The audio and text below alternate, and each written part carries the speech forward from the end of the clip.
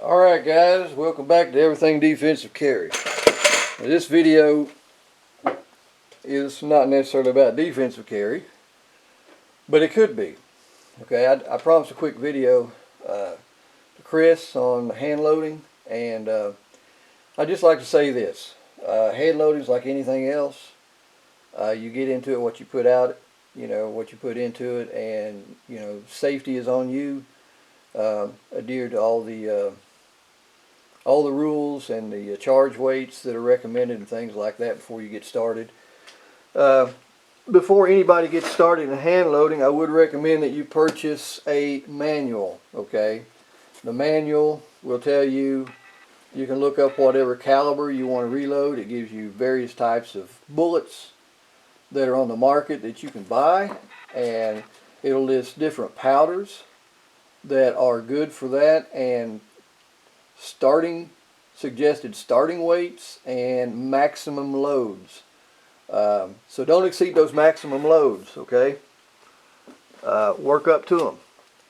So this is not going to be a really in-depth video. I just want to kind of go over the basics, just to kind of show you guys really how simple it is. So the first thing we have this is 38 special. I've been loading 38 special this morning. This right here is a case that was fired. Okay, it's so we're going to reload this case. And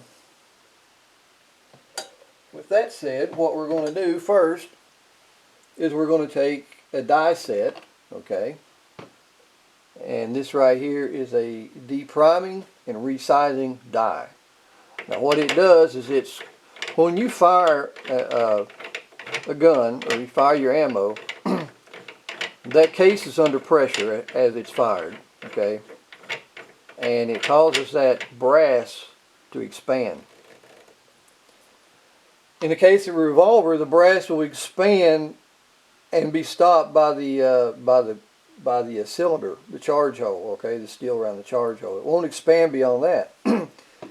However, it will expand enough that it won't be in spec anymore. Now, you may be able to shoot it without going through the process of doing that, but why would you want to do that when you can just do these two steps in one? Okay, so I'm just going to put that in there, raise it up. Saw the primer come out, back down, and now we have a case that is resized to its proper dimensions, and the primer is being removed. So what I like to do, especially, I use a lot of my own ammunition for defensive carry, especially because ammo right now is almost impossible to get. So I just reload my own. So I want to make it as reliable as possible, and so one of the things in the process is to clean the primer hole, okay? There's a little carbon that builds up in there, and it may cause issues with proper seating of the new primer. And you don't want all that gunk in there that may retard the spark created by the ignition of your new primer. You want that to be as hot as possible and to get through that little hole into the where the powder is. So you just take a little hand tool and just a little quick, get that out of there, and you're good to go and on to the next stage. The thing I like about the single stage setup, where you have to do each stage individually, is you get to look at the case several times to do a thorough examination. Now this morning, this is what I found. I found a crack in the brass that was probably created when the bullet was seated in here, okay, because I didn't notice it during the other processes. But this just goes to show you that this type of setup has a lot of checks and balances, okay. That's why I recommend a single stage setup, especially for somebody who's beginning. Now, we've already deprimed this, and so the next stage is we are going to have to bell the case mouth, because you can see that bullet does not want to start down in there. Okay, it's a little bit too big. So we're going to expand this case mouth, just bell it just a little bit, just enough, so the bullet will start down in there. Now you don't want to do that too much, and you can adjust this as you want to. I'm not going to get into how to adjust it, but just to show you, mine's already adjusted, so I'm going to raise this up. You probably can't see it, but there's a very slight bell to that case mouth, so now the bullet will seat down in there. It'll just start. If you bell it too much, you will overwork your brass, and the life of your brass will be greatly decreased.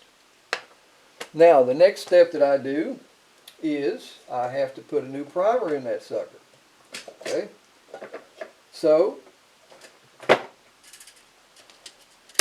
I'm going to put one primer in this thing just for you guys. It's a pain in the butt to try to load one primer. Keep the other ones from falling out. You know, this day and time, primers are like gold, man. You don't want to lose a one. Okay, so I got a primer in there. Now, what happens? What this does is it will raise the primer up and seat the primer into the primer hole. Set that in there. Okay, I'm just going to squeeze. It raises that ram up, pushes the primer in there, and there it is. Okay. Now the next step is going to be charging your case with powder. All right. So now I've already got this whole thing set up. I've already got my powder measured out. I've already got this set to charge the amount of powder that I'm using for my load. So it's always good, though, just to do a quick check and make sure that your powder scale is still balancing out.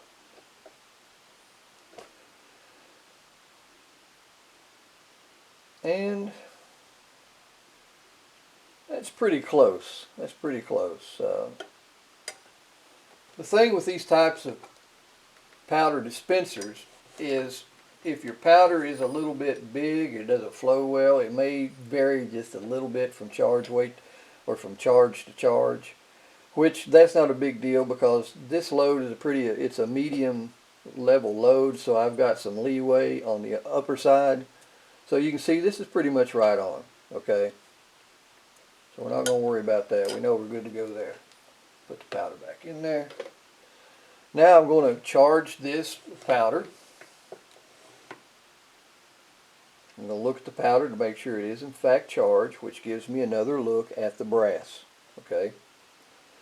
So now I'm going to take the bullet, put them both right there. We're going to have to take this off, put the seating die on. Now this seating die also crimps at the same time. So you crimp the case and the bullet, crimp the bullet and seat it at the same time. All these have been adjusted, okay, so there's a process for that. It's not difficult. If you can operate a microwave, you probably read the instructions on how to adjust these things. There's plenty of YouTube videos out there that will probably explain it much better than I could. Okay, so we've got our primed and charged case.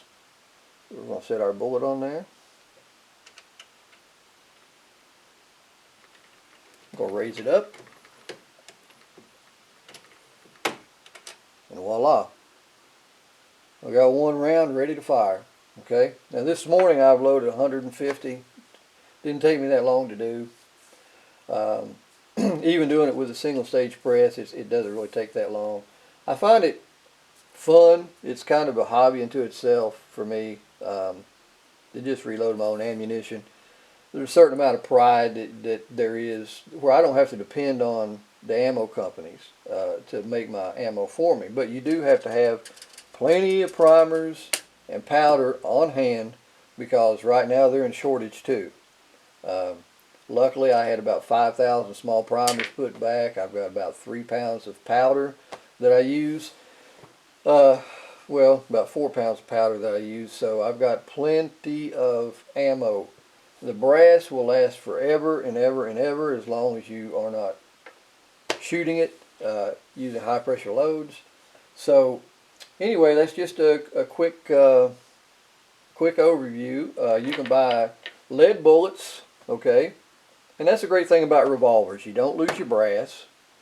Um, you retain all your brass. You can use it over and over and over, which it is the most expensive component if you have to buy it. Okay, and if you'd only buy brass and use it one time and let it go, you're not saving anything. Um, Bullets, I bought 500 of these lead semi-wad cutter bullets. Purchased these for about $37 for 500. Okay, that's quite a bit of savings. So I've got 150 rounds here that I've already done, and I think I may have $15, $16. Okay. So there's multiple reasons that somebody may want to hand load their own ammunition, and like I said, it's a hobby. So there you go. Hope you guys enjoyed that and got something out of it. Like I said, it's not an in-depth review, but it's just quick demonstration to kind of show you what you can do and what you can save. Y'all take care, and we'll see you on the next one.